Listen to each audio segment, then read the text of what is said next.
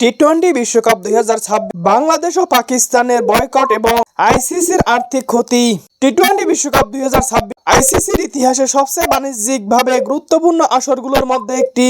এমন পরিস্থিতিতে বাংলাদেশ পুরো বিশ্বকাপ বয়কট এবং পাকিস্তান শুধু ভারতের বিপক্ষে ম্যাচের বয়কট, এই দুই সিদ্ধান্ত আইসিসির জন্য বড় ধরনের ধাক্কা এবং আর্থিক ও কূটনৈতিক ধাক্কা হয়ে দাঁড়াবে। বাংলাদেশ পুরো বিশ্বকাপ বয়কট করলে আইসিসির ক্ষতি। বাংলাদেশ দক্ষিণ এশিয়ার একটি শক্তিশালী দর্শক ভিত্তিক দল। বাংলাদেশের পুরো বিশ্বকাপ বয়কট করলে আইসিসির ক্ষতি হবে কয়েকটি স্তরে। বাংলাদেশের সব ম্যাচ বাতিল হওয়া, সম্প্রচার সত্ত্ব থেকে আয় কমবে। বাংলাদেশের দর্শক ও বিজ্ঞাপন বাজারে কার্যত নিষ্ক্রিয় হয়ে যাবে। গ্রুপ ও সূচি পুনর্গঠনের কারণে অতিরিক্ত পরিচালনা ব্যয় বাড়বে। আনুমানিক হিসাবে বাংলাদেশ বিশ্বকাপ খেললে আইসিসি পেত সম্প্রচার ও বিজ্ঞাপন সত্ত্ব থেকে 60 থেকে 75 মিলিয়ন ডলার, স্পন্সর ও ডিজাইন এনগেজমেন্টে 25 থেকে 20 মিলিয়ন ডলার।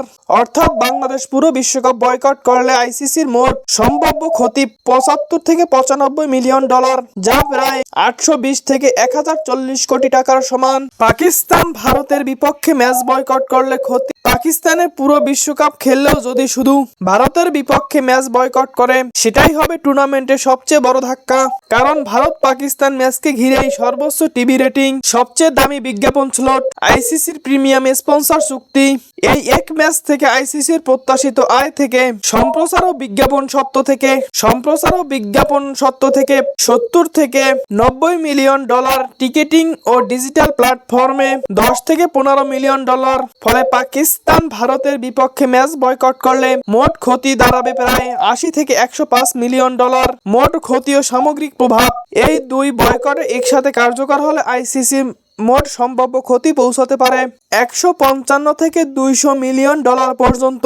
এর প্রত্যক্ষ প্রভাব পড়বে ছোট দেশগুলোর ক্রিকেট উন্নয়ন তহবিল, কাটছাট, প্রাইজ মানি ও ম্যাচ ফি কমে যাওয়া। আইসিসি নিরপেক্ষতা ও নিয়ন্ত্রণ ক্ষমতা নিয়ে প্রশ্ন।